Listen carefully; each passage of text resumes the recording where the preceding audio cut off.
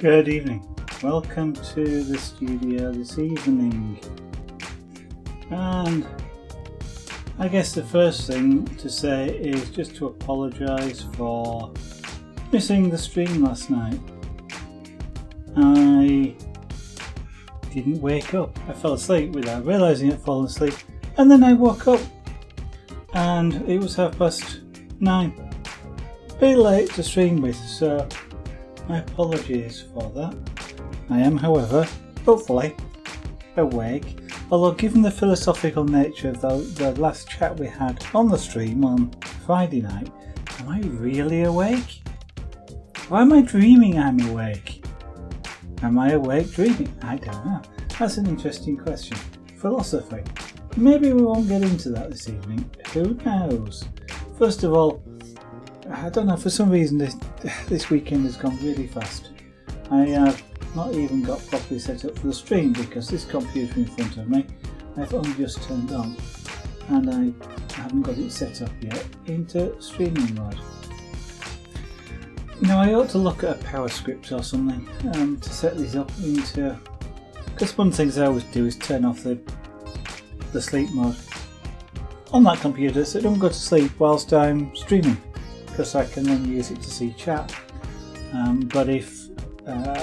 But after the stream, I do want it to go to sleep because I don't want it on all night. What word did you say? I don't know, because I've just seen you say and then what bad word did I say? So you perhaps said it whilst I was refreshing chat, so I don't know. Wolfie, I can't even look back and see, I'm afraid. He says.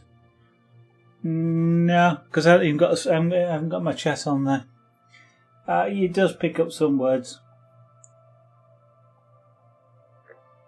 I try and keep this family friendly, I believe is the word. And I don't swear a lot myself anyway, so. You said you're under review. Why are you under review? For what? On Twitch?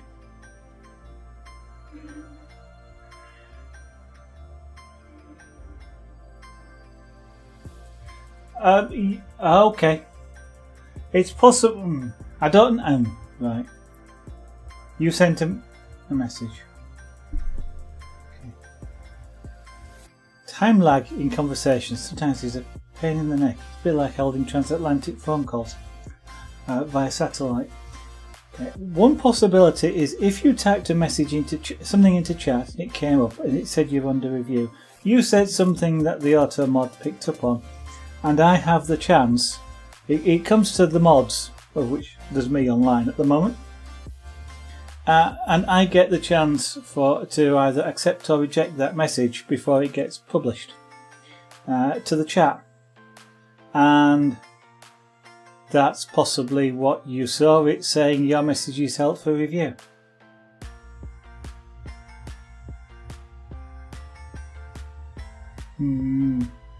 Chat lag. It's a bit of a. I don't know what.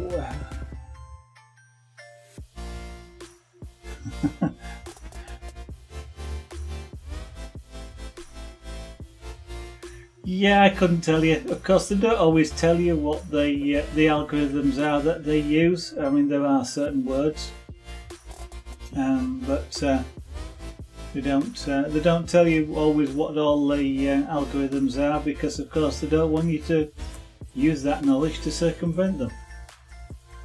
Yeah, strange. It is a bit strange. What colour shall I do tonight? And number two.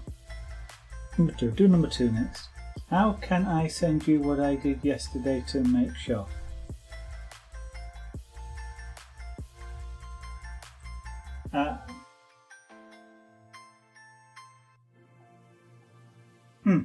Sorry. How can...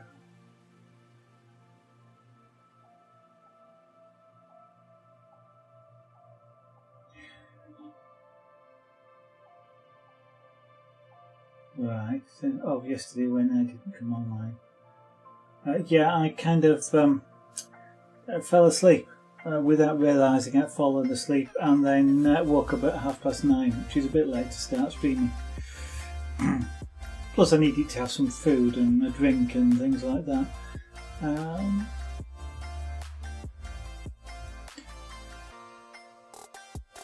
So yeah. Sorry about that. Yeah, I sent a tweet out this morning, didn't I, that I'd missed the stream yesterday. It was kind of, I don't know. It must have been about 4. Last thing I remember was about 4:30, watching a stream and thinking I ought to keep my eyes open and get up and do something. And then next time I opened my eyes, it was dark. I looked at the clock, because dark means after about 5:30 now. I looked at the clock, it was 9:30, and oh bother.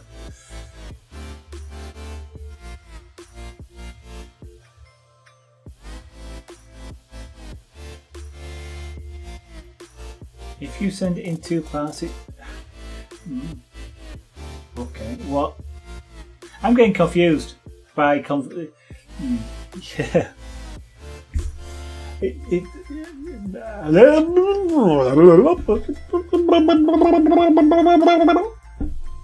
Maybe that'll make my lips and my mouth and my brain get in synchronization with each other. Maybe I need a clapperboard for my mouth. I have got totally confused by this conversation, Wolfie. I gather you're trying to tell me about something that you did yesterday, and the auto mod is having a problem with it, but it's not actually telling me that it's having a problem with it. I'd just go ahead and try again.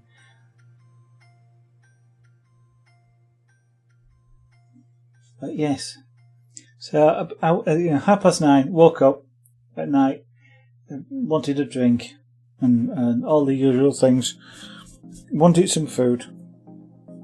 So it really wasn't worth trying to start a stream at 9:30 at night. If I'd been going before then, could have carried on type of thing, but I'm not about to start. So I tried to make sure I was on time tonight at 7 o'clock, and I didn't even make that, did I? Okay, my day has not been too bad actually. It's kind of disappeared rather quickly, and I don't know why or how. Yeah, it didn't. Well, I don't know. I get up regularly at the same time every day. So I get up at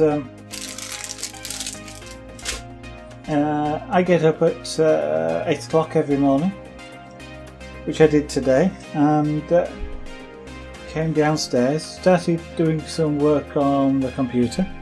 Next thing I looked, it was 1:30, and then been out shopping and come back in, have a meal, sit down to do some stuff on the computer and look at it, and went, no, I better start the stream. And today has just gone by like a flash. You know, it's been that sort of weekend, and I don't know. I don't know whether I like weekends that go fast or weekends that go slow. I mean, weekends that go fast, you tend to have been doing things, only I don't seem to have done much this weekend. And weekends that go slow, you tend to have been bored and what have you. But this, I don't seem to have done anything, and it's gone fast, and it's work tomorrow. How was your weekend anyway? What have you been up to this weekend? As I say, I don't seem to have done much at all. In fact, I'm just trying to think what have I actually accomplished this weekend? I'll stop trying to think of there because I can't. I guess I could call it a lazy weekend, a relaxing weekend. Sort of, you might recharge batteries, but not really like that sort of idea, but I guess I just didn't feel like doing anything and was quite happy not doing a great deal. You've restarted on your game. That sounds promising. You haven't thrown it away and started again, have you?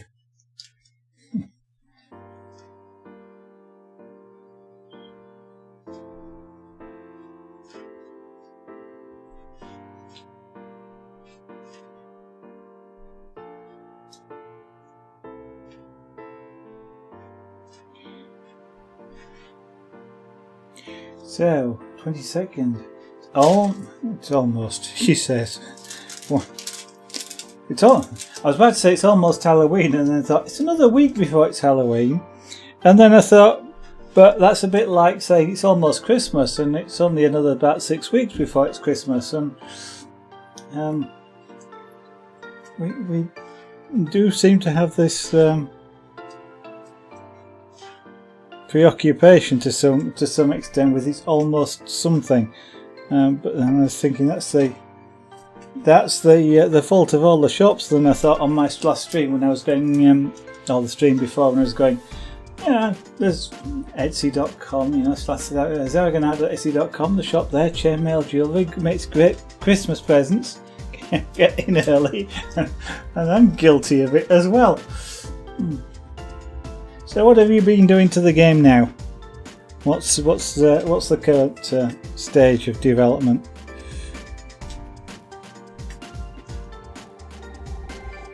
And I take it it's been going reasonably well.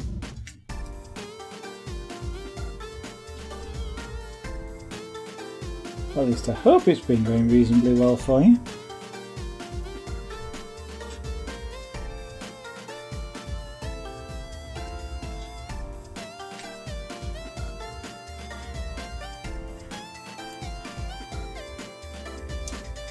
Now there's 7. Looks like 2, but it's not. That's just 2.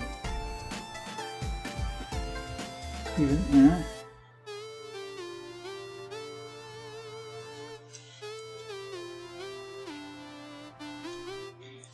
You know, daft question. If everything that you fight's a boss, are they bosses or are they just normal?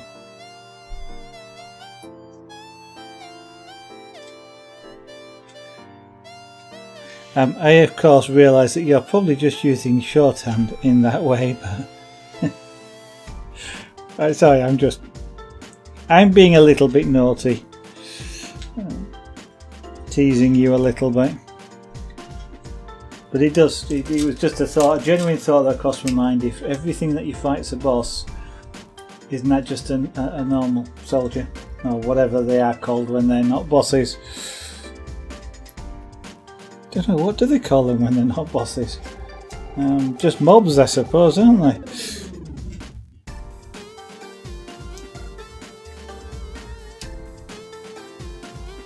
Yeah, I understand. That's kind of what I thought of as the bosses being the last of a series, the biggest, the hardest, the baddest, or whatever. You know, usually so a significant step up from what you've been fighting up to that point.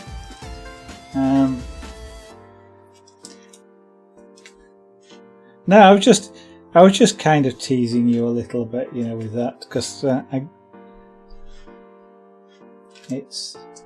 mean, your English is better than mine sometimes, so my brain just sometimes works in weird ways where it goes things like, if everything's a boss, why is it a boss? Yeah, but, sounds good.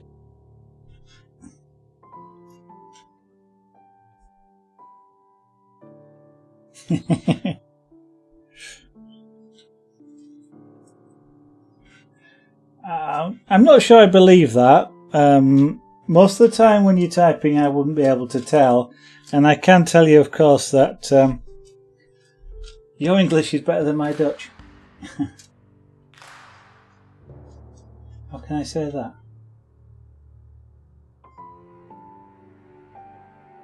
Not quite sure what it was I said, but I'm guessing it relates to your English. Well, say most of the time.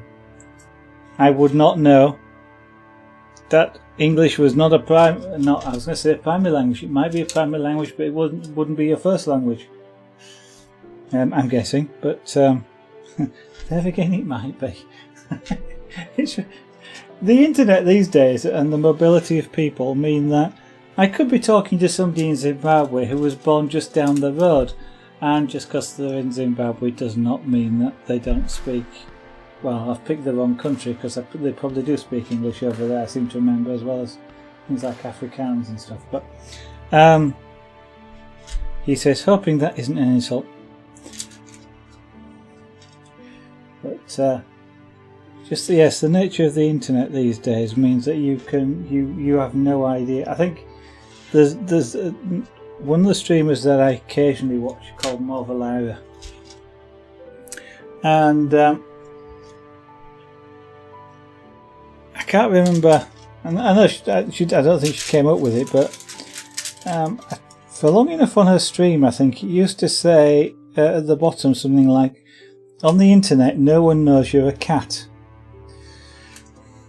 which I find quite sort of apt, really, because of course on the internet, nobody knows who they're talking to at all. Well, you know who you're talking to because you can see me. Either or whoever it is that's talking has got wonderful lip sync.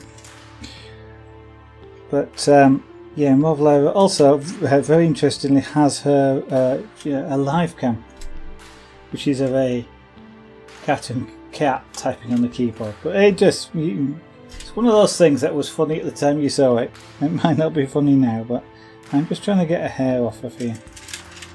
The hair has got itself stuck. And it doesn't matter the fact it's there, it'll get hidden by the dots, but I don't want it there, it's bothering me. So I am trying to lift it off with a pair of tweezers, very unsuccessfully. I think all I'm succeeding in doing is break it into small pieces.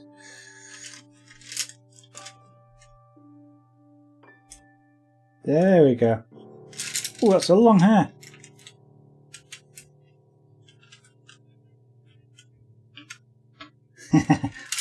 Now that I can believe. Okay. Incredible Wolfie is a hamster. Taking over the world. Planning to take over the world.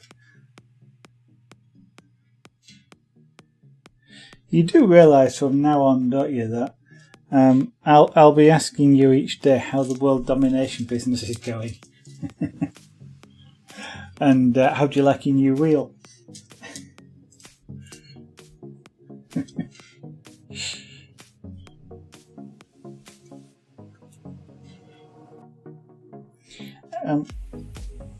It's a lot.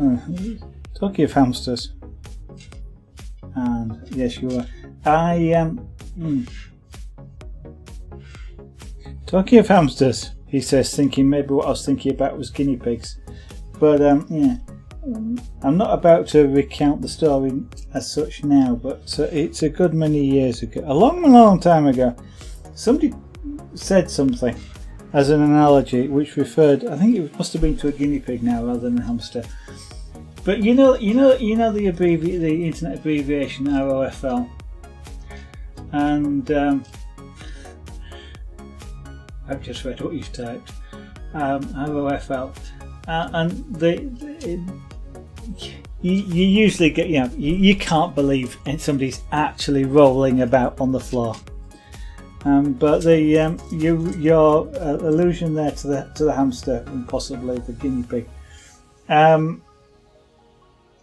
On that particular occasion, I literally was rolling about on the floor. I could not breathe.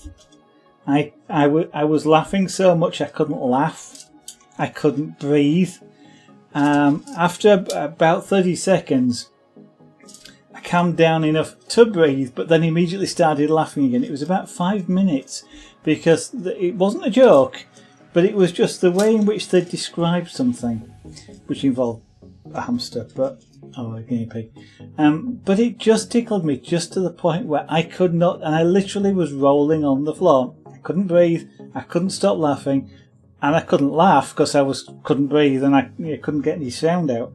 And this was in the middle of a public bar, so you can imagine.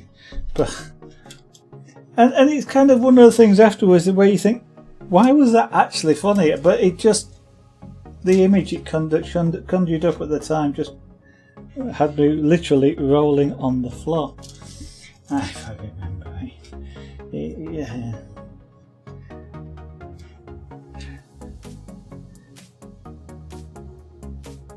Yeah. I think now what I'm going to have to, well, I'll after this, he says, after the stream. Will I remember it by the end of the stream? I'll write it down and make sure I remember it, just to see. Don't know. Maybe we'll actually test my memory and see whether or not it works. Weird things. Yeah, I probably will remember it now. I might not have done if you hadn't mentioned it, because it's kind of, I won't say it's a dare, it's not like a dare, but you've kind of given me an incentive to remember it now. Yeah. Well, this was literally that. He was describing a certain.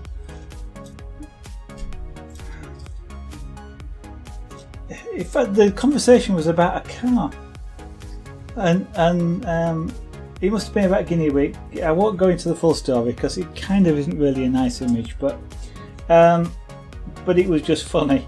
And the car was a Volkswagen Beetle, and the guinea pig has a resemblance to a Volkswagen Beetle, and it was something that happened to the Beetle that they then described the imagine a guinea pig way. And I'll stop at that point. Partly because it actually isn't fantastically nice. It might be funny, but it doesn't necessarily mean it's nice. And partly because if I do find it funny again, I want to carry on with this stream. I don't want to disappear below the desk for the next 10 minutes whilst I recover from a laughing fit. I don't think it will. And mind you, having said which, the last time I did actually recount the story, I do remember laughing for about 10 minutes. So, it's weird, isn't it? Sometimes it's not funny until you actually say it. Even though it's an image.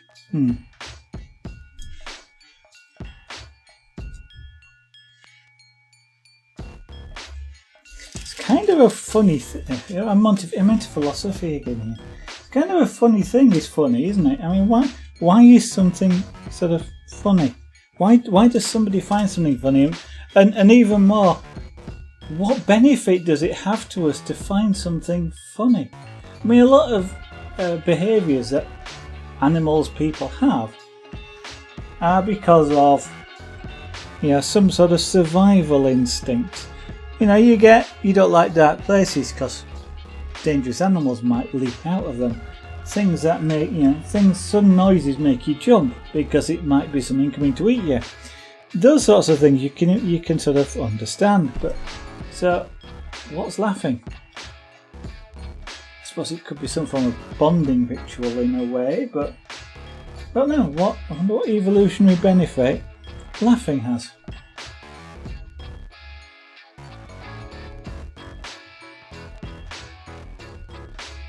Yeah, well, it's a bit like the conversation on Friday, wasn't it? Here in chat. I mean, I don't know. We went through so many different subjects, completely weird things, and just as my mind jumped from one thing to another thing, and I just gave a complete stream of consciousness. And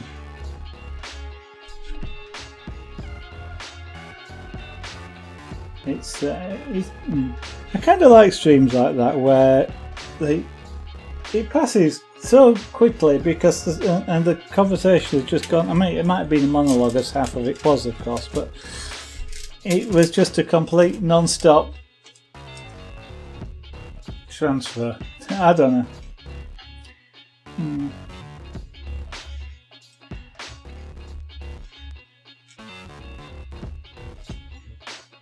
I am thinking that for tomorrow night's stream might do something different, because I've done this 3 times now. Might do some more of the chainmail.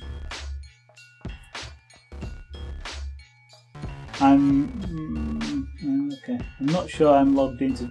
I'm not sure this will come up because I'm not logged into.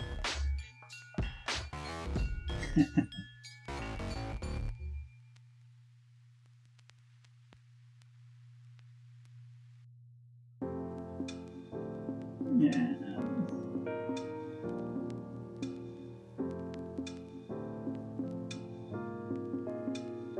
Right. I understand the text. I'm not sure I follow the image in that one. Quite why. It actually looks like somebody's dipped their hands in black latex rubber, but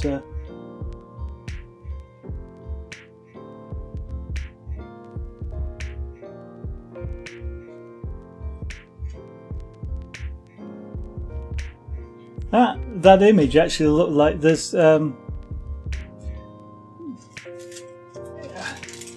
personal protection equipment. One type of personal protection equipment is a latex rubber solution, or whatever it is. I don't know if it's latex rubber, but instead of wearing gloves which can snag and what have you, because they're relatively loose, even the sort of latex ones, and you've got sort of webbing between your fingers and things. One of the things is it's a liquid. You literally dip your hands in, take them out, hold them apart, and within 30 seconds it's dried into like a glove. But it's not quite bonded, but it's very close fitting to your hands, and afterwards you literally can just peel it off.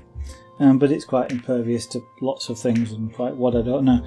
But I was just thinking, it could be painful. I've got hairs on the back of my hands.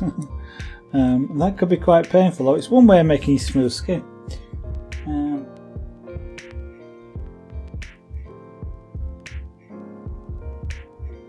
Okay, it's sort of that sort of reference. Okay.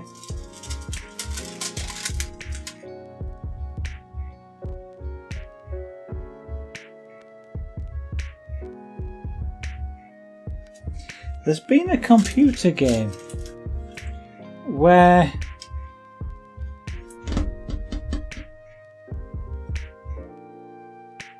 the method of causing you to die off, I think, was something like you touched something in your hand and it went black and went up your body and went black, and I'm sure that's been in a game somewhere.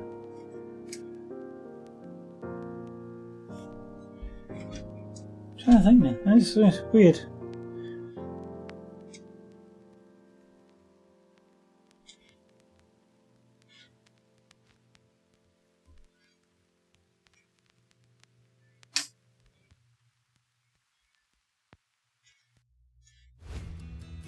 Two, what I'm looking for.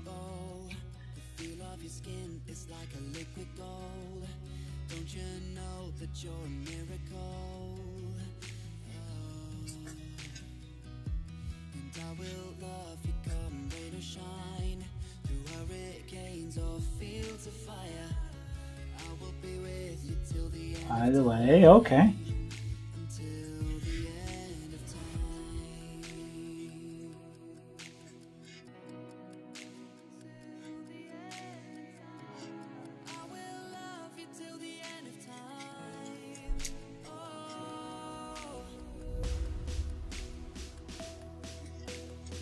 Okay, obviously I will say I'm not about to do that on stream, Wolfie, but I will try and take a look.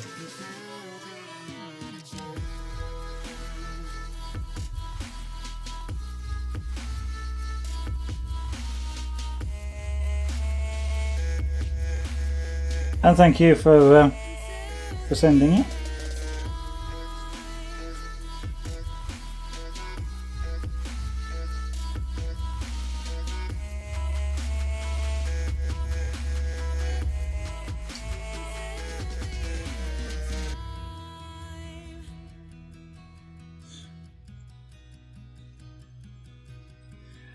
Oh, don't worry. I am reasonably experienced in testing software at very early stages.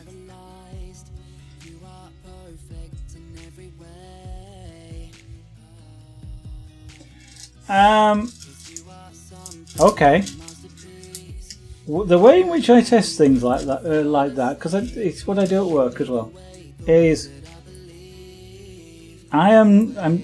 whatever I say is not being harsh. It is just what is experienced. I will do it as, and quite often what I will, depending on how I've been asked to do it at work, is I will quite often give you, or give those developers back a stream of consciousness. And it depends also how much work there is to do.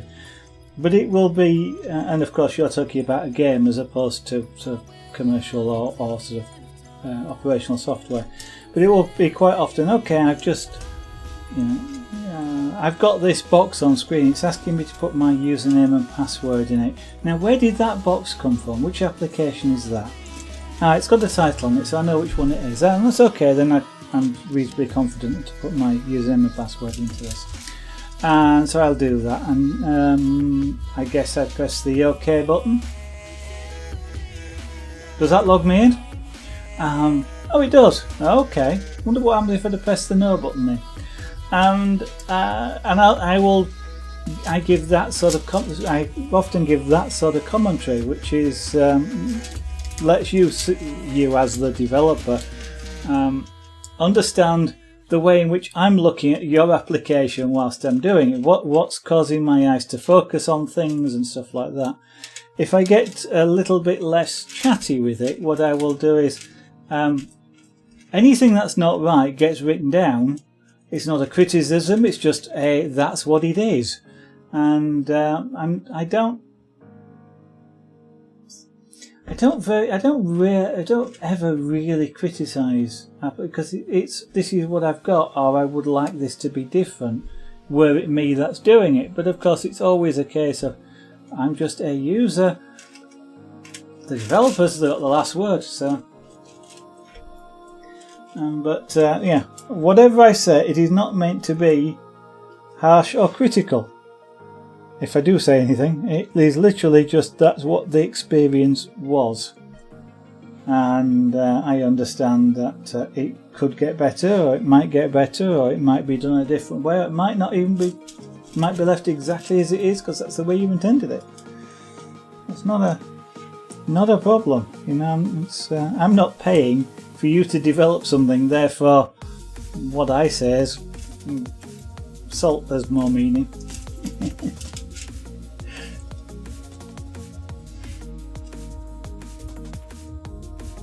Actually, it's something at work that often people forget, and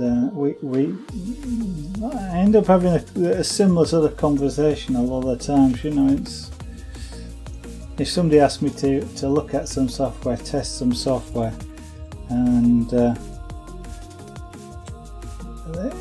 I can understand why, but the kind of something that they've developed, it's very personal to them, and it does feel like people are attacking you because they're saying something about your software, and it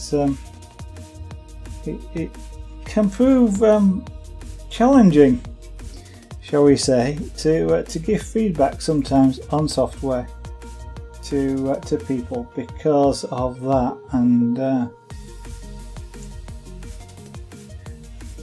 Even software I've developed, sometimes it kind of feels like people are doing it on purpose and just trying to be. It's a bit like the trolls on Twitch, they're just trying to be nasty on purpose. But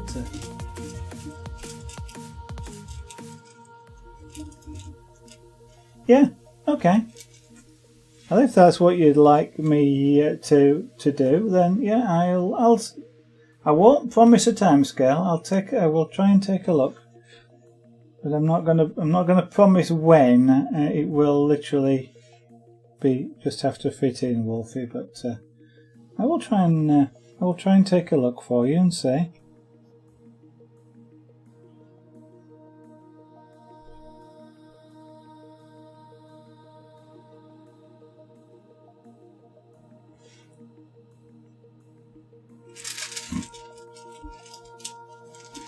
I was just thinking then, was it Thursday of last week? Yeah. Somebody at work asked me to actually be a mentor for them on Thursday last week. Me? Mentor somebody? Obviously they're not in the right mind to be asking me.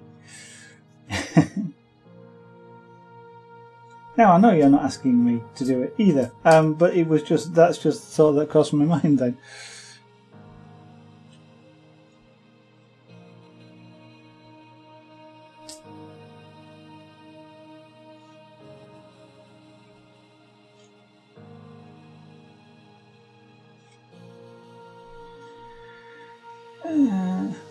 Blimey. Time passes quickly sometimes. Having said that, that's why this weekend seems to have gone. I'm kind of a bit surprised why I suddenly thought this stream wouldn't seem to have done that either.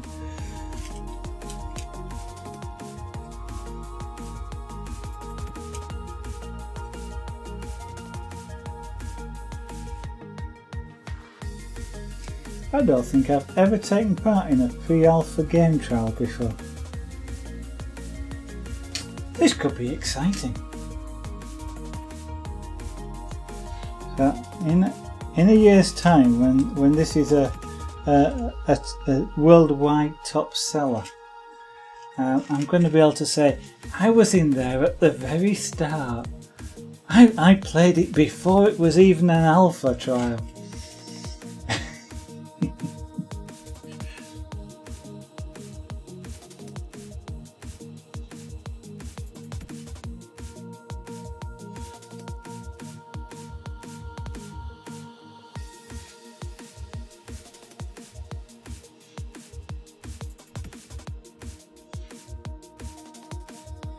It's kind of nice sometimes. Just thinking that I'm kind of joking there, but I'm not kind of joking. It kind of is nice to be able to say things like that. There's a Minecraft mod, for example, which was not Steve's Carts by CPW. I think it was. It's his other one, Steve's Factory mod or something like that. I can't remember, but the block that's in it that you actually do because it's a programmable thing. It's like a computer. The bit that you program, that block, I was watching him. I'm sure it was CPW, but I was watching him stream the development of it, and I'm not sure it's CPW now, but whoever it was, I was watching him stream the development of it, and at the time he was he didn't know what to call this block, and so he was asking chat for ideas, and one of the ideas was mine, which was call it Steve's Factory Manager because it manages the factory, and he actually put I think some of the suggestions up for a poll. I can't remember what one, but it wasn't Steve's Factory Manager. But ultimately, he called it Steve's Factory Manager because he liked the name. So you could say I was in at the start, and I actually named one of the blocks. And it's kind of anytime you hear sort of Steve's Factory Manager, I was the one that suggested that name. Not a lot of people know that, and I'm not even sure the mod developer will remember that, but I do.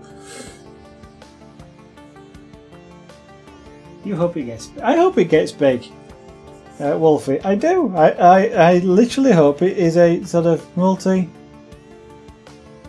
multi-million, multi-award-winning game sales. And you make a lot of money out of it.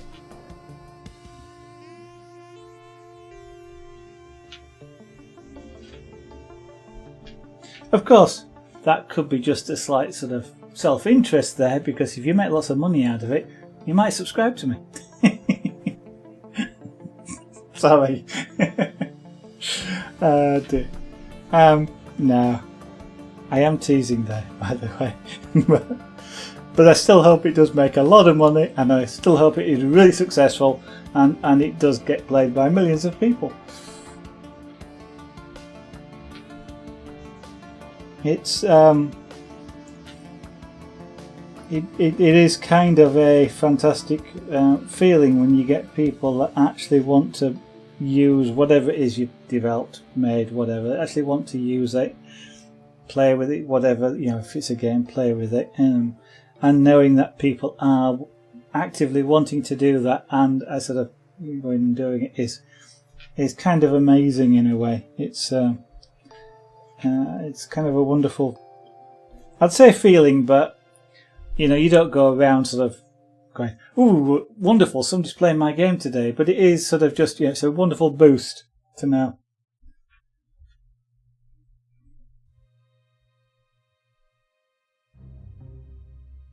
Okay, yeah, donate buttons. They work well. I was going to say they work reasonably well. I don't know if they work reasonably well.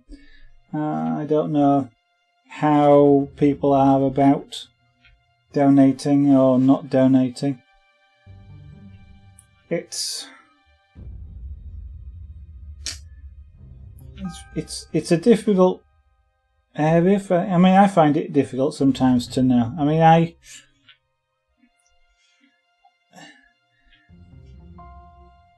am using some software. I'm using a couple of pieces of software in the broadcast. Well, not in the broadcast, but they make the broadcast easier.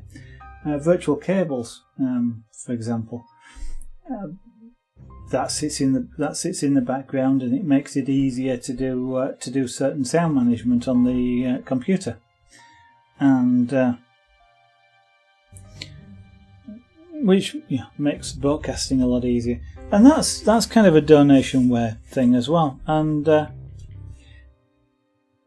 because I use that software every time I streamed, then I went ahead and made the donation. It's something which I'm using it, I'm getting value out of it, therefore, I should pass that on to the developer. But there are a lot of people that just won't bother, They don't. I think some of it as well is that, because I do things like the chainmail, etc. I know there is value in time, in the time somebody takes, whether it's to make a bracelet or develop a piece of software that I find extremely useful to use. If they want to give it away, fair enough, welcome to them. If they want to ask people for donations, then if I find it useful, then I'm more than willing to make those donations, because I understand time is of value, and you're using somebody's expertise. And but it's judging by some of the information that you see, sometimes it's not necessarily a view that's held by a majority of people, unfortunately.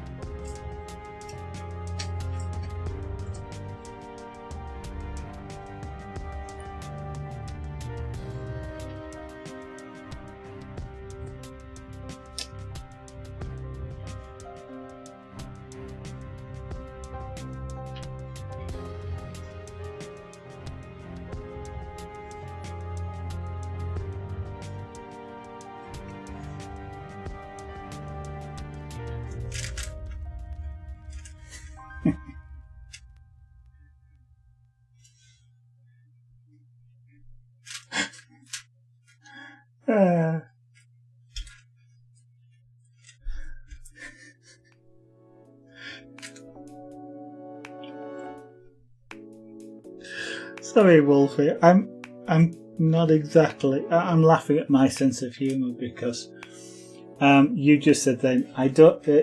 In isolation, you said I donate it to a streamer once, and my sense of humour goes.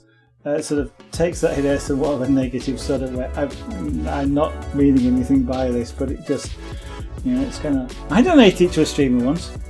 It was 30 years ago, but I did it. My mind sort of supplied those extra words, and that's what made me laugh. But yeah. Okay, sent a Christmas card. That's nice of her, and nice of you also to donate to them.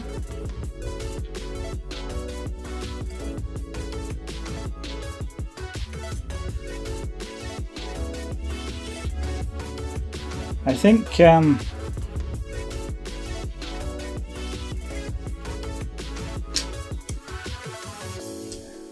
I don't know if it's something that you sort of experience or seen happening, Wolfie. I think on Twitch I'm starting to get the impression. Oh, there's some letter D's there. That which I missed completely. A lot of people only watch streams for the giveaways, and a lot of streamers give things away, and you might notice I don't, mainly because I can't really afford to do so.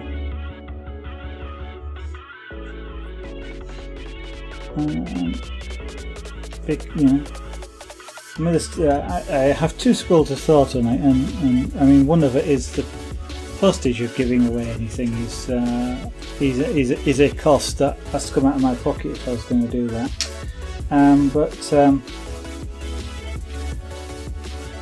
But buying things to give away is also a cost that comes out of it, and it's something that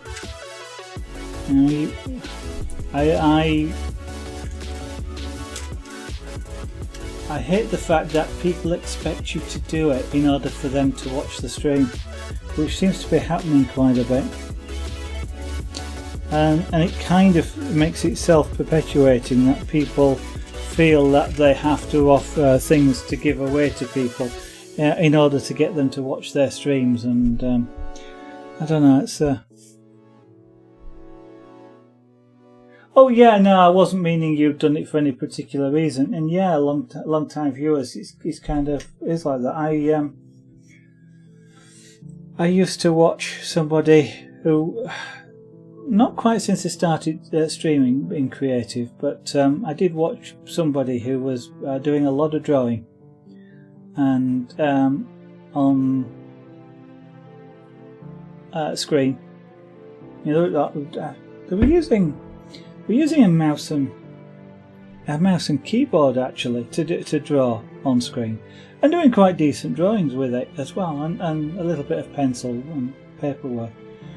And they were saving up to buy a graphics tablet, and that was one thing that I have one around here, as well as the two computers that are graphics capable, tablets with pens, and that was something that I donated. I'd watched them for a long time, and I knew, if you like, that they were genuine in what they were trying to do, and it was quite a nice idea, to give them a little bit of the money to help them towards getting that particular, what it was that they were after. And I think in the end they were aiming at getting a graphics tablet, but in the end they got a graphics computer, a tablet type computer that they could actually draw on the screen on, and they still stream now, and it's not, they're getting better. Don't watch them very often now, unfortunately, but same thing. Yeah, I don't have any viewers. There's the odd one or two that drop in occasionally, but no, I'm bereft of viewers. Yeah. Oh no, I can understand that, Wolfie. It wasn't me. So. no particular sort of what was the word I'm looking for? You know, it wasn't a calculator. You didn't donate for a particular reason. You donated because you felt like it. The two kind of weren't really connected. But yeah, no. Yeah, it is nice when people do that sort of thing. And you sort of feel part of what they experience, part of what it is that they're trying to do.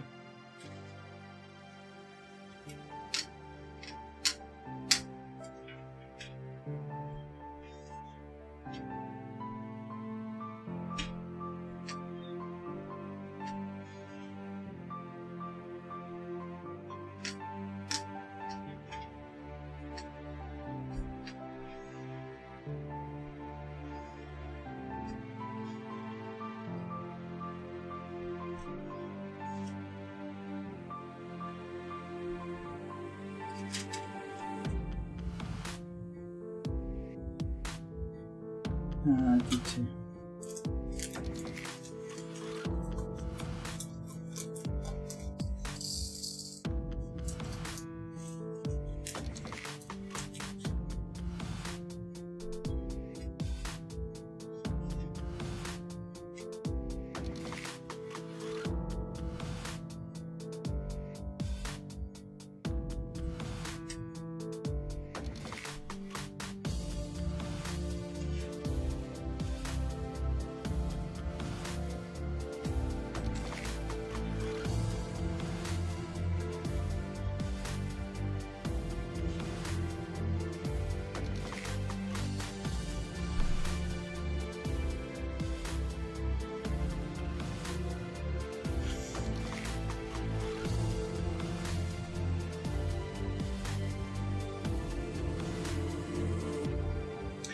I'm putting these dots in completely the wrong place.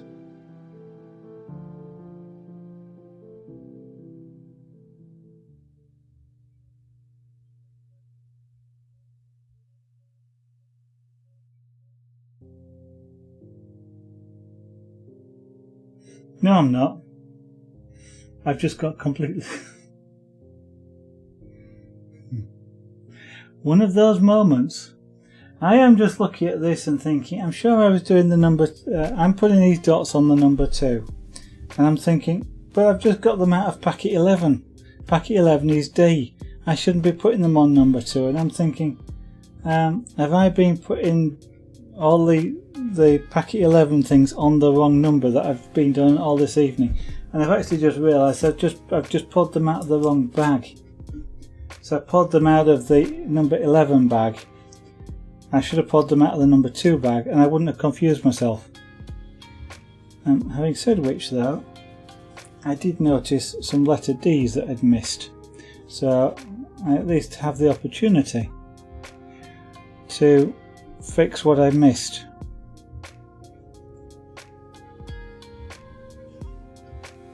"11 is D, yes it is. So I have put some of these on the wrong things, but I'm not about to take them off and try and stick them in the right place. We'll just go on with it, assuming that I did it right in the first place, and only you and anybody that's watching, in addition to me, will know that I've actually made a mistake with this.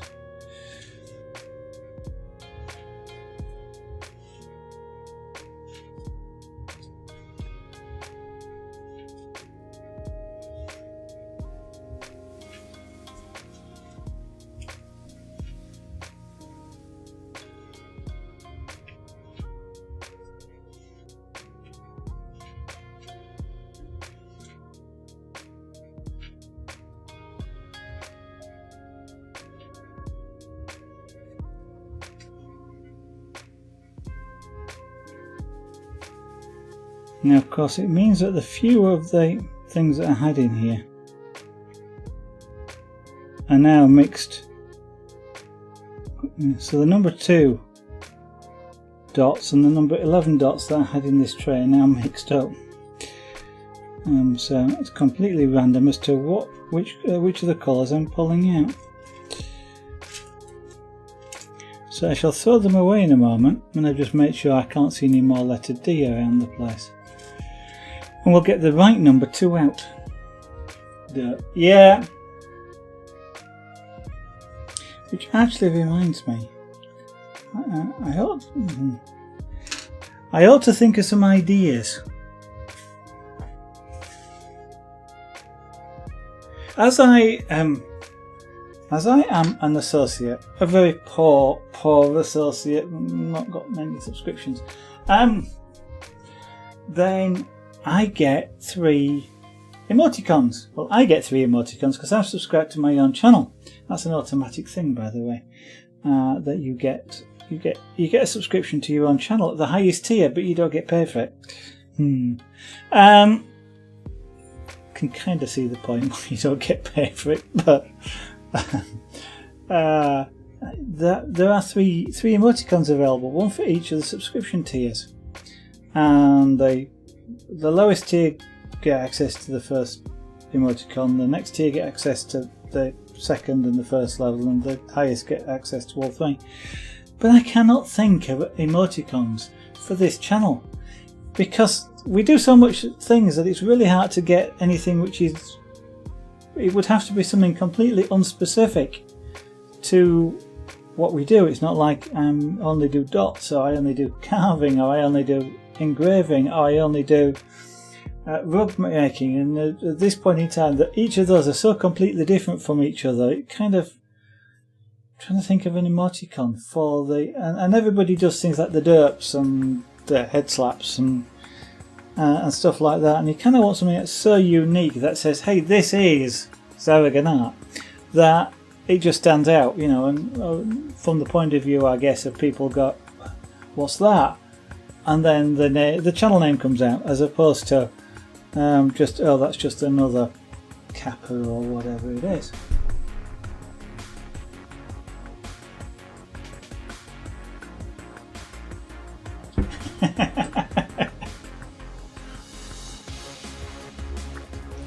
Don't make rash promises. Wait until you've made the 10k and then make that decision. Don't set expectations beforehand.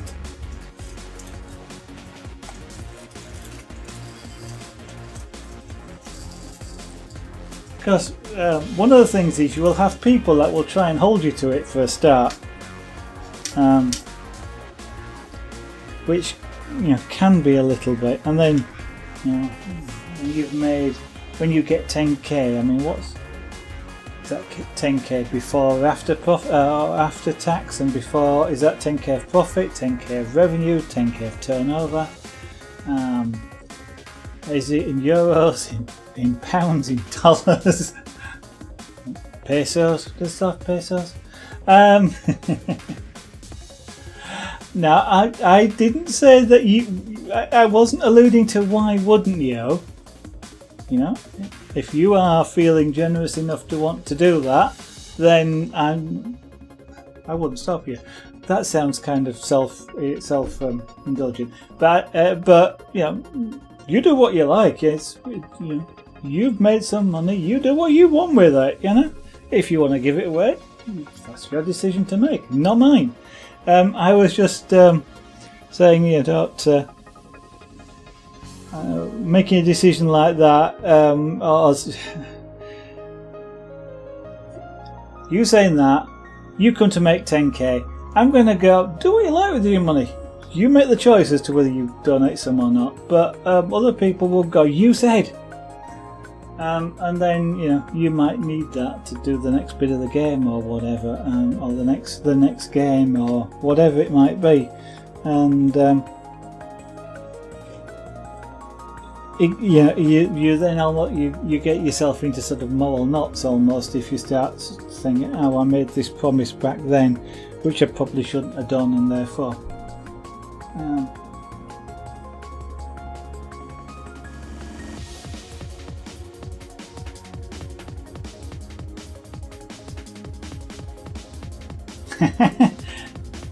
Oh, yeah, okay. My apologies if I made it sound like I thought you said all. I didn't, and I wasn't expecting you to I wasn't expecting that what you said meant that you were gonna, that it was all or anything, you know.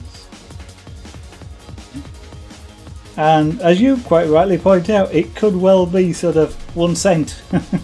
You've made 10k, you will donate 1 cent.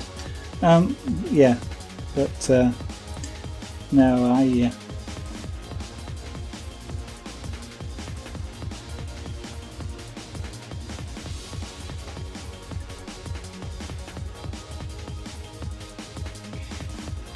I kind of just wouldn't want you to feel obligated to do something that later on didn't turn out to be such a good idea. You know, that you'd made an early promise like that you know, turned out that it would have been better if you hadn't, shall we say.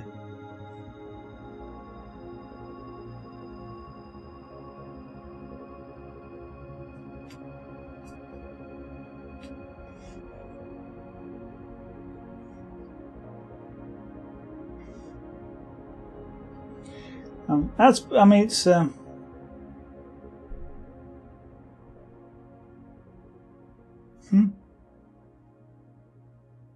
well, just making the game in itself is a you know, you've got a lot of experience out of it, as one thing. So you get a lot out of it, even if people do not exchange cash. But no, I'm not a, just personally, I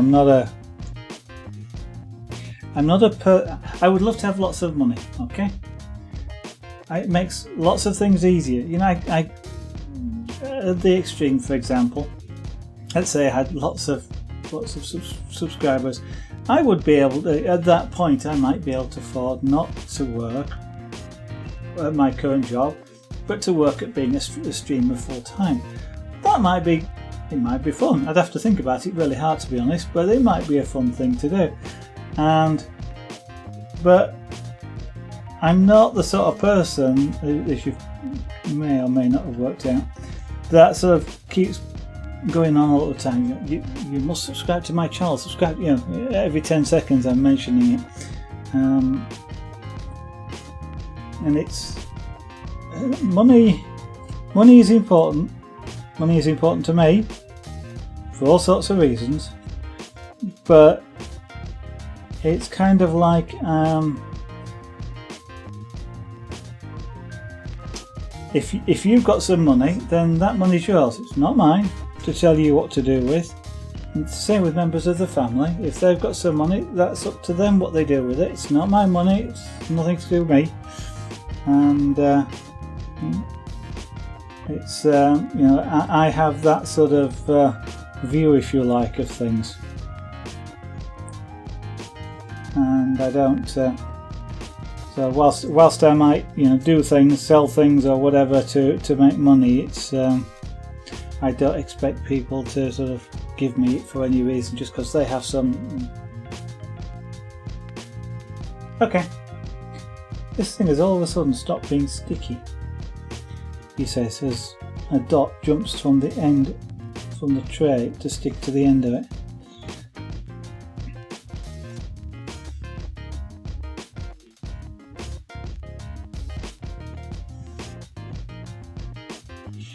That's I guess it's that sort of thing in the back of my mind that's always meant it's, I can't, difficult to believe when people have donated in the past to the stream, and a few people have, for which I am very grateful for them having done so. It has helped out the channel in buying things like materials and stuff, having those donations, and I was, you know, it sort of almost makes me speechless every time it's happened, in that I just can't believe why anybody would want to do it, and yet they have, and I've been extremely grateful for them doing it. Still can't understand it.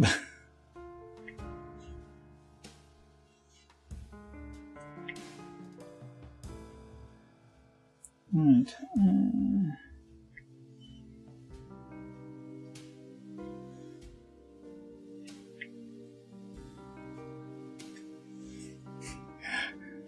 I was just thinking, having just talked about not advertising and sort of not pushing things, but but having mentioned things like donations, and it does below the stream window, it does say if you want to give a tip, then here's how you can do it, or there is the subscribe button above the window. So obviously, it kind of like that's there to get some cash in some way or other. So you might wonder, if you're watching, okay, well, what does that sort of cash go on? It doesn't. I can tell you that it does not go on beer or alcohol. I know some people might like to watch drunk streams, and I don't. I half wonder whether if I did. No, because it'd be against Twitch terms and conditions. I was just thinking, the sort of stream I'm sure people would watch would be the one where it's a drunk stream while you're carving. But that would be against Twitch terms and conditions because of the risk of serious injury while you're doing that. It's absolutely stupid, and it isn't something I'd do. I don't drink very much anyway, but that's the reason. That's actually the reason why that sort of money doesn't get spent on that. No, anything which comes in as a result of the stream itself is used for the stream in some form or other. I mentioned materials, for example. Now, some materials are more expensive than others. This kit, for example, really cheap. I think I got 7 of them for 15 UK pounds, which is not a lot of money. That's probably about 17 euros, and I don't know what it'd be in dollars. Well, we're almost $1 for $1 at the moment, so these are around about $18–20, I suppose. The more expensive end is wood, believe it or not. As I mentioned, wood doesn't grow on trees, it is trees. But good quality wood actually isn't that cheap. And by good quality wood, it tends to be not the sort of thing you see in a home centre, where you might go buy common woods, because they're there to sell quantity, not quality. And if in home centres are things like building woods, and they get covered with other materials, or they get hidden in some way. So the quality relates to their use in their intended use in construction, as opposed to my use, which will be in art. So, for example, if I'm talking about plywood, then plywood is graded by letters. AAA, I think, is the best, downwards. So, in sort of a home centre, you might get grade C or D, which is perfectly adequate, and the grading is to do with the surface of the plywood. So if it's got lots of knots in it, for example, then that lowers the grading. Doesn't do anything. Structurally, it's just as sound, but it's to do with the aesthetics, I suppose. Whereas if I want to use plywood for pyrography, I need very light plywood. I need good clear plywood without the knots in it, good grain structure in it. So that's AA, AAA grade plywood, and that's less common. It's not usually used in pure construction. It might be used for surface finishing, but because it's used in a lot less quantities, it's more expensive. And surprisingly more expensive. It can easily be 3 or 4 times the price of the same sheet in a lower quality, rather. It's a lower grade.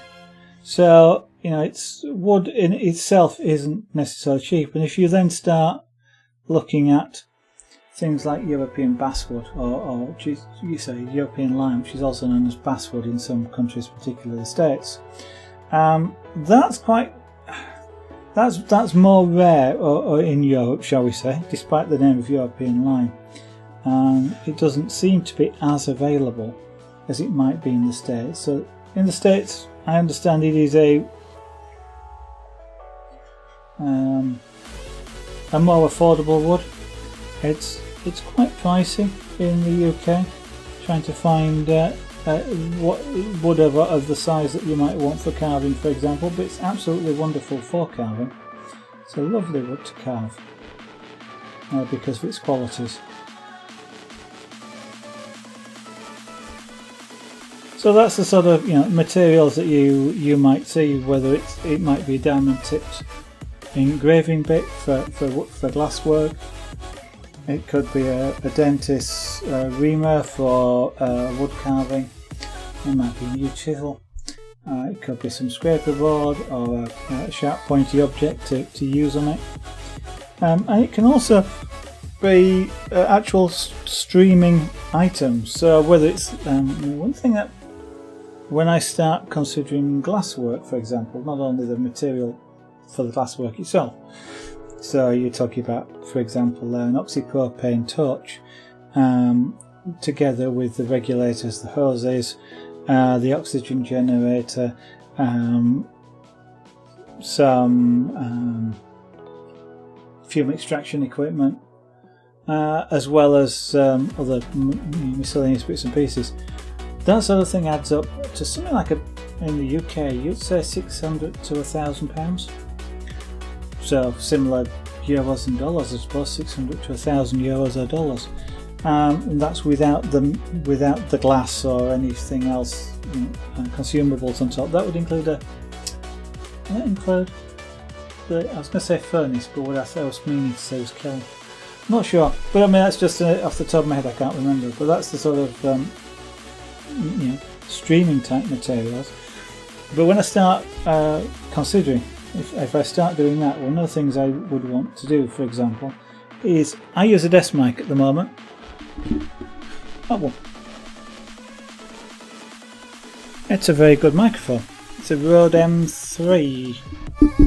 Is that? It's a desktop microphone meant for audio voice use in studios. I don't think they mean artist studios, I mean broadcast studios, but it's a similar sort of idea. But if you're thinking, it picks up a lot of extraneous noise, does that? It's a very sensitive microphone. And for something, when you've got an oxypropane torch running, that's probably going to be quite a noisy thing. So it's also an expensive microphone to leave lying around.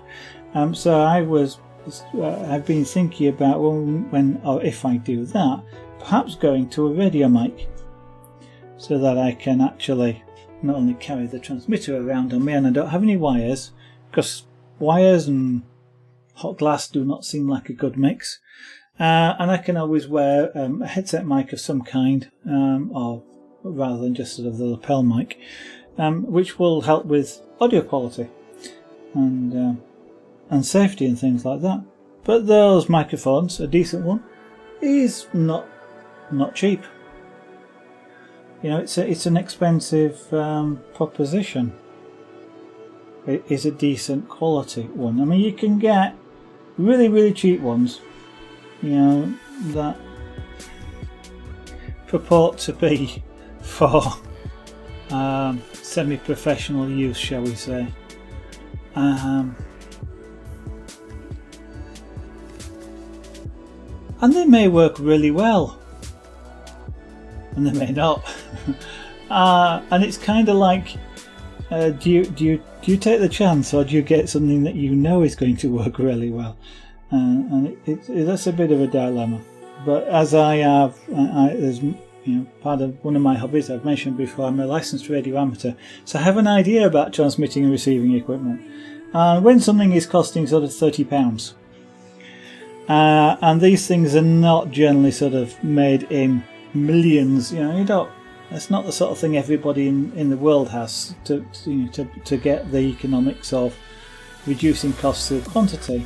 Then it means what they've done is they've reduced the cost by either being very, very clever in engineering, and they are that, but reducing things like component counts. So you'll get things like the radio filters get omitted. That's okay if you've got no radio noise. If you've got radio noise, it's a pain in the neck. And so, my background knowledge means that I personally would probably avoid the really cheap end, because the chances of getting one that works reliably would be less. But unfortunately, that means I have to save up more money to buy those sorts of things.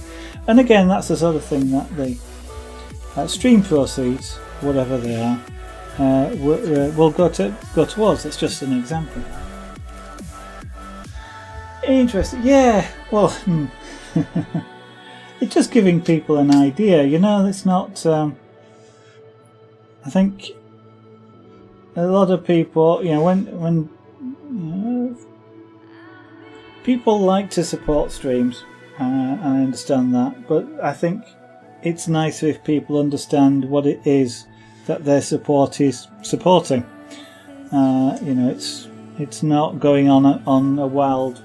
I mean, sometimes people will contribute for the pizza or whatever it is, and that's okay. I'm not particularly against or otherwise that, and if people want to do it, that's fine. But I think it is nice if people understand that if they make any form of contribution, it's being used in a considered way. Whether that is, the consideration is, it might well be something like, okay, I can stream for an extra hour because I can order a pizza, or I can go stop streaming now and go make myself a meal. And so there's, that's a considered sort of thing, if you like. Or it's, a new microphone, a nice microphone, a new camera that would let you have, a close-up or something like that, which you can't easily do. I mean, it's actually quite difficult for me to take this camera and do a close-up shot.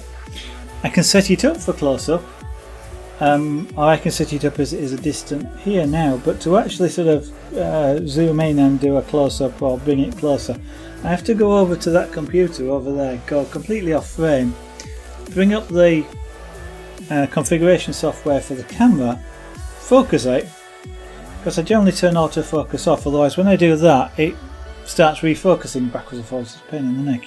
So I think that's kind of the giving people an idea that you are just not throwing money away just for the sake of it is always a good idea. So hopefully that was interesting, and you've got an idea of the sorts of things that the next big thing for this stream, if I do it, would be some glass working. That's flame work, as I kind of like. It's I get a little bit particular about naming things like pyrography. I use pyrography as the name for what I do rather than wood burning, because it kind of, I don't burn wood, I cook it, which is what it is. I don't burn it, I don't use flame, I don't set fire to it.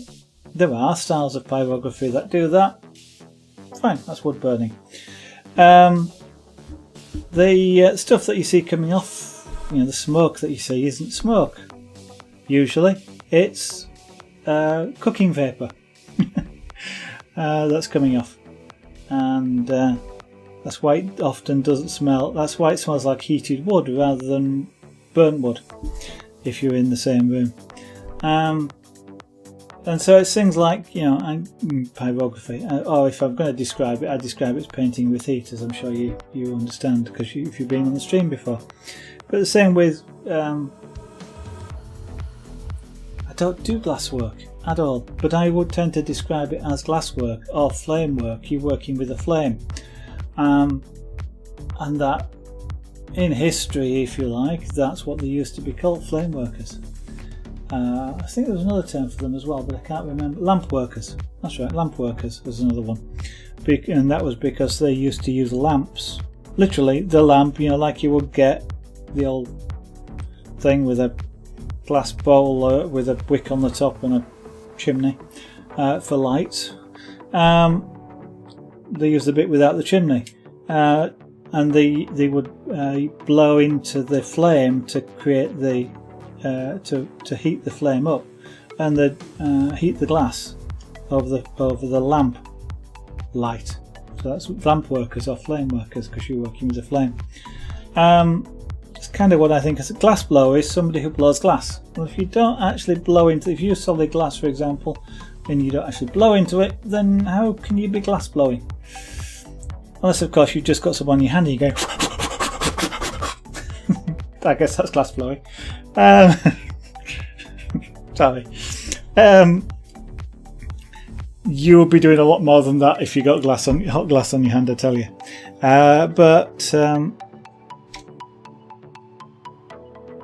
Yes, that would be.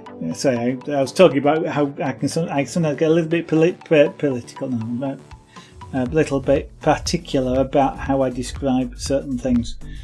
It just sometimes the popular words don't fit very well, or give perhaps a misleading impression that I don't necessarily want to give. But yeah, that's as I've mentioned before, that's probably the next big thing I am thinking of in terms of crafts. And if I added that as a craft to what I do, then almost certainly it will be something that I would broadcast. Now, my intention with that is because I have always been fascinated with glasswork and I think I would love to do it. I'm going to find out whether I actually like it, which the first element of that is not to go out and buy it and find out. The first one of that is to spend a day somewhere in a glass studio and try and seeing what it's like. That probably won't be broadcast, almost certainly not. I might see about recording some of it if I do that, but and then we could maybe broadcast the recording, but it wouldn't be a live broadcast. And if I like that, then I will look towards how I can afford to buy the kit to do it. A lot of saving, basically. Giving glass a mature handling.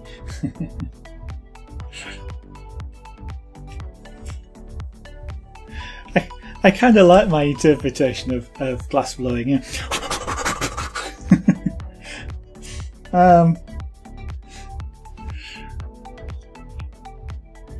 Have a big pot of cold water that you can dunk your hand in really quickly. Is the actual way in which you would deal with it, I think. Yeah, so in terms of stream plans, that would be it. But it's in itself, it's not even as simple as that, because I would not be streaming from this studio. I'm indoors in a building, and you can do glasswork indoors in a building. It's done indoors in a lot of buildings. In fact, it's usually done indoors full stop. But not necessarily the sort of environment I'm in, which is inside a family home, shall we say. And I don't necessarily want naked flames of that intensity in the house. I'm sure the insurers wouldn't be particularly pleased about it either. So the intention would be to establish a glass studio, if I did one, in an outbuilding. But to do that, then the outbuilding has to be prepared. I've got to be able to to be able to work in an outbuilding, which is not going to be in winter, would not be pleasant without some form of heat source, for example. Needs good lighting. Needs a place where you can store the propane and an oxygen generator or an oxygen tank, which is outside but protected. And actually sort of setting up the studio space and routing the hoses, all these sorts of things is a consideration. But to actually broadcast it, to stream it, of course, I then need an internet connection out there. Not only do I need an internet connection out there, I need one that's going to support at least 10 megabits, because that's roughly what 10 megabits. What we're broadcasting about 3 megabits per second at the moment. So, but a 10 megabit connection to give the overhead because of things like the music that's been streamed in and streamed back out, for example. Okay, that's in the 2 megabits, but the inbound stream, if I'm watching monitoring my own stream, that's another sort of bidirectional stream, so about 10 megabits. Getting that out to an outbuilding isn't particularly an easy thing to do. Then, of course, to stream, one needs a device that does the streaming. And I mean, you can do it with just a mobile phone, but it wouldn't necessarily be such a good stream. You wouldn't get the good audio quality either, but hopefully you are getting out of this M3. So then, you know, I need another computer which will do the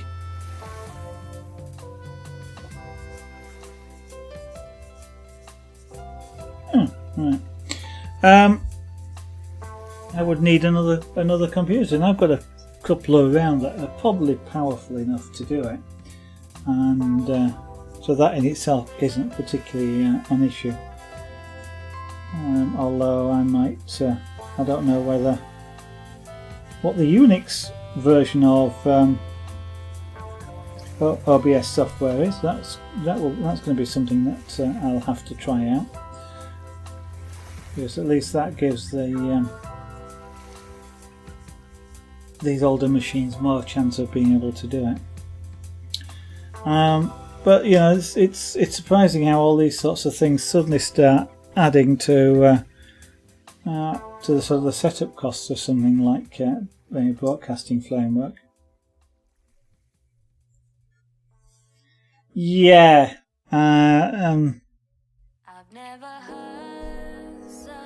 Believe me, I've kind of thought about the fact of drilling a big hole in the wall because of needing to get antennas connections out there if I want to carry on with my hobby, for example, of amateur radio.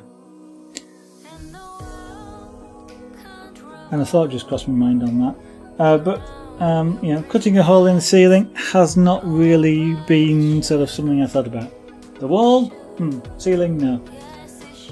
You tend to get wet and get snow in and it gets cold. You know? You lose all the insulation. So lots of it against that sort of thought, but I mean, some people, for example, do it in a garage, not in the garage doors, which is a viable sort of thing. Except when you get into summer, and then around where we are here, in certain stages of summer, you would be inundated with midges, little tiny or mosquitoes. Not a very pleasant experience. In fact, that is something that keeps crossing my mind. How on earth, with a new studio out in an outbuilding, how I stop them coming in, as well as keeping it warm in winter.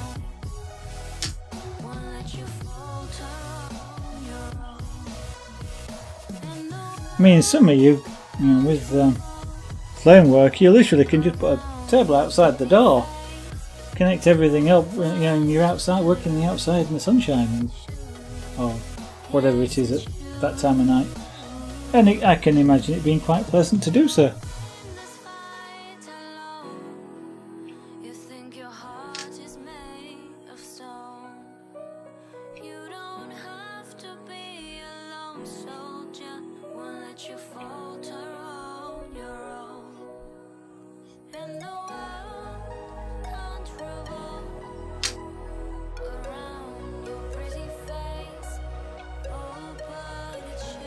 I bet you never thought that there was so much went into broadcasting a craft, did you, Wolfie?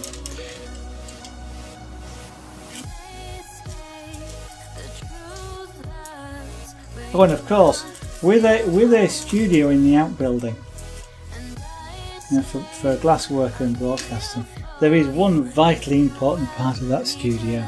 You've got to build in the consideration, and it would be quite a difficult one, and that is, how do I make a cup of coffee out there?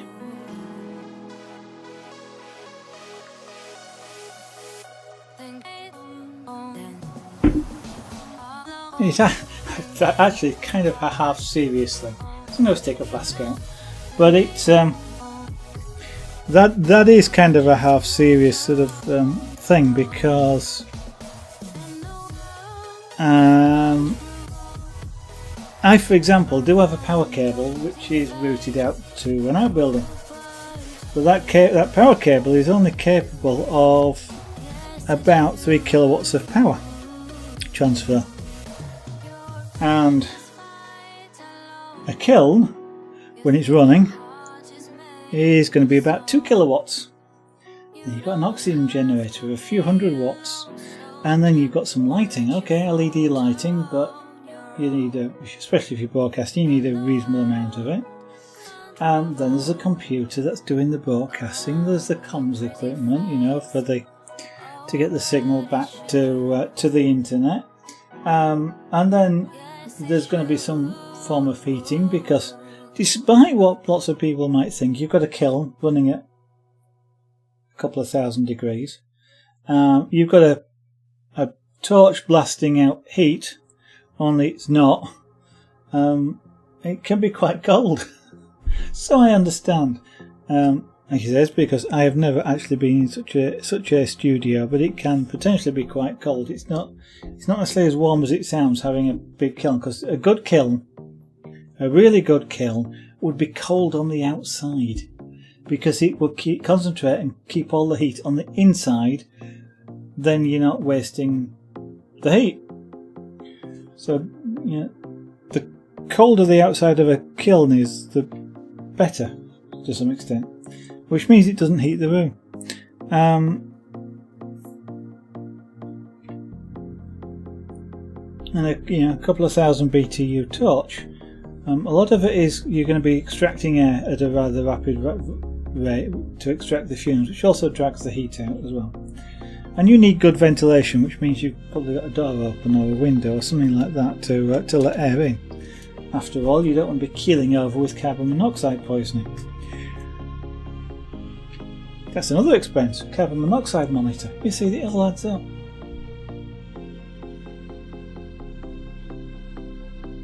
And there are people out on the internet who think when you want to broadcast, all you do is just install a bit of software on your computer and there you go. If only it was as simple.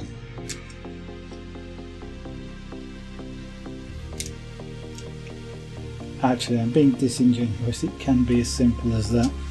If all you want to do is broadcast a game, then that is literally as simple as it can be. You install something like OBS, press, configure it, press the broadcast button, and that's it. You're on the internet. So much the better if you've got a mic. You don't have to have a camera. It does help to have a microphone to talk to people, although there are the odd streamer that has started without having a microphone. I do seem to very quickly progress to having one though. But anybody, for example, who tends to play team games that where they've got some form of voice chat already has a microphone. Not actually. It's alright, Wolfie.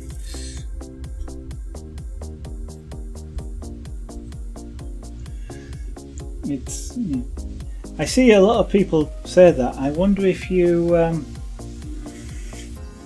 understand where that kind of phraseology has come from. It's not quite a direct quote from a television programme, but it's close enough. The more direct quote would be lurk mode engaged, but it's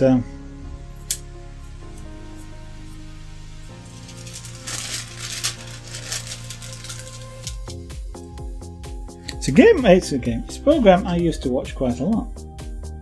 I believe it's being, I won't say I was about to say being remade, that's not true. I think there are new episodes of it being filmed.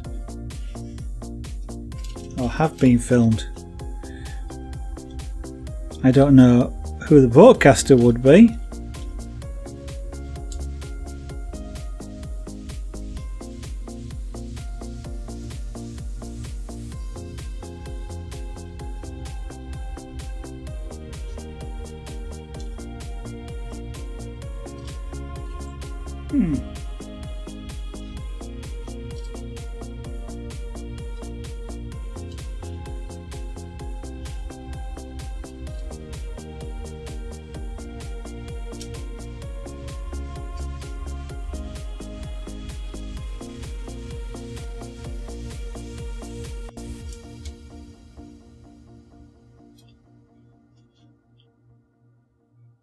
Right, well, we are getting towards that time of night.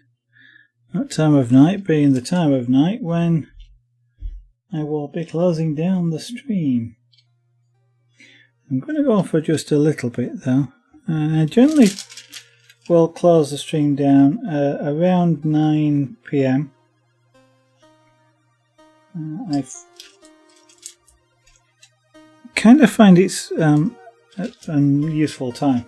It gives me time after the stream to do things like clear up. Well, I'm not having much clearing up to do with this, but it does allow me to do other things before I eventually wind myself up to bed and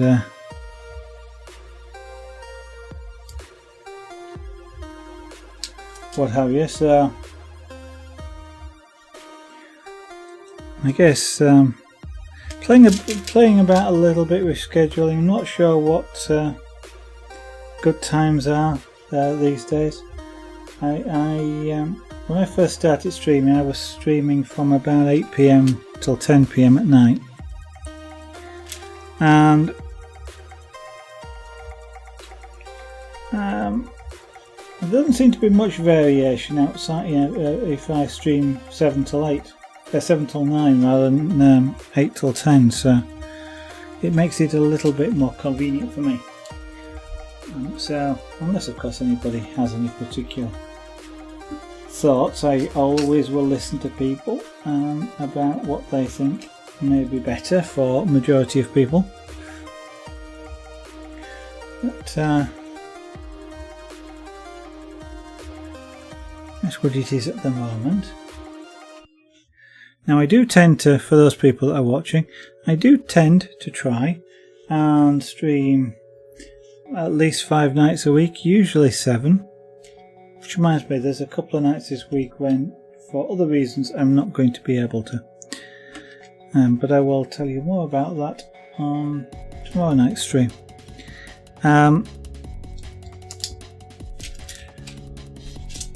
So yes, we stream about 14 hours a week, doing whatever comes to mind at the time. At the moment, obviously we're doing these dots, possibly chainmail will be done later this week, and then maybe I am thinking either some scraper board or back to pyrography. I'm not sure, but that's a sort of thing we'll look at later on. So this is a variety stream, and boy is it a variety of things that get streamed. So I think I can I can lay claim to the variety streamer tag as a valid description. If you'd like to see some more of the sorts of things that are streamed, if you're interested in some of the really old archives, really old he says, as in 2 years ago type old. Amazing, isn't it, how time is different on the internet. It's really old is 2 years ago. Broadcasts that I made 2 years ago, which I have archived, I am gradually, slowly uploading onto YouTube, and they're available as is the URL at the bottom right, which says youtube.com/ZaraganArt. That's me. That's where they're being uploaded to. Incidentally, the zaraganart.com is the main website. And if you'd like to know a little bit about a couple of the crafts, they are some a little bit more information on there. It's a work in progress, so as I have time available from time to time, I do add things to that website. So if you have it bookmarked, check back occasionally. What the intention with that is really to use that site as a way to explain a little bit more about the crafts that you can look at whilst I'm not broadcasting, in terms of what is pyrography, what is scraper board, explain a little bit more about it. Some of the pictures have got particular images or items have got particularly sort of inspirations behind them, and that website will tell you a little bit more for certain things, certain other pieces. What those sort of inspirations were, like Salute to Sunset, for example, which is one of the pyrography items. And there is also, I'll say, a small shop there. It's got 3 items in it, I think. And again, that's something that will grow in time. So if you are interested in buying anything, then take a look there before you look at Etsy, zaragonart.etsy.com. The only reason being, if they are on the website and you are happy to buy from there rather than Etsy, and the choice would be up to you if you were interested in buying anything, is I get slightly more of the money when it's bought from my website, because Etsy then doesn't take their percentage. Or if you look at it from the point of view of I take my percentage for it being on my website.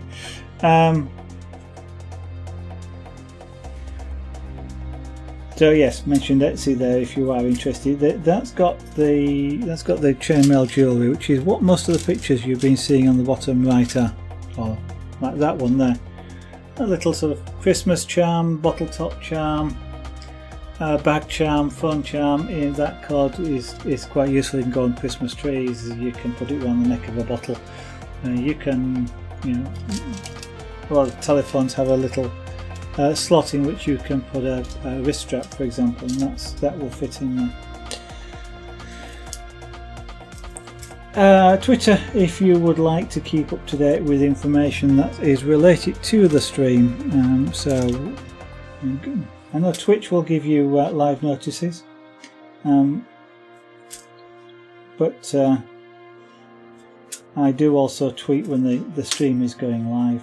So you and one thing that Twitch won't tell you is when the stream isn't going live.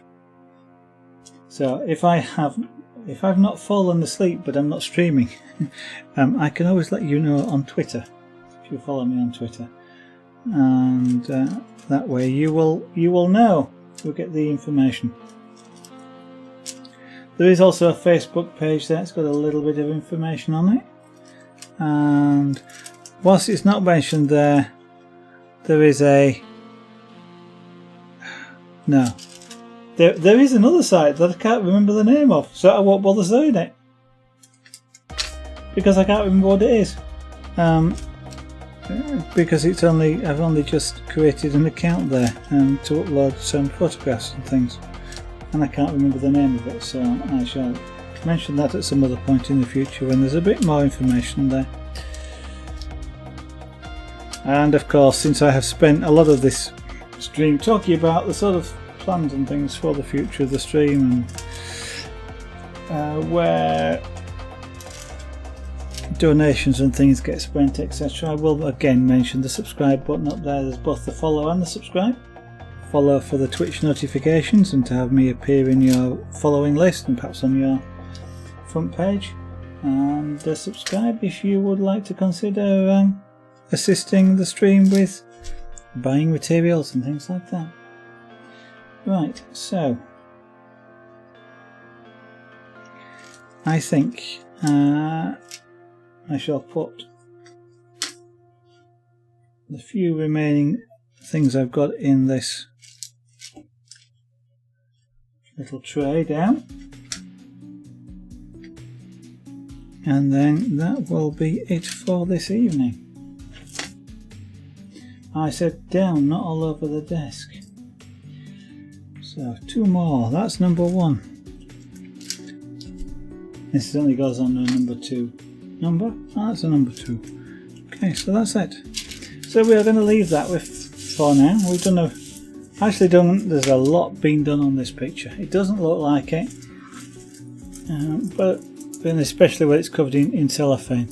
But all the sort of rich colours you see on there, so the dark blacks, the vivid blues, and the sort of mid greys, they are all dots that have been added to this image.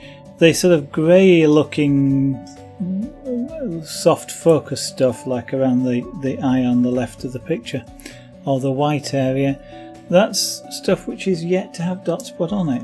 So we're not even probably halfway through this image, despite the fact that I've probably put several thousand dots on there already. We are probably about a third of the way, I think, looking at it, and that's a pure guess. I'm not about to count and find out, but it looks about like that. But this is going to be quite a spectacular picture when it's finished. But this particular image of cats that close up always does look absolutely spectacular.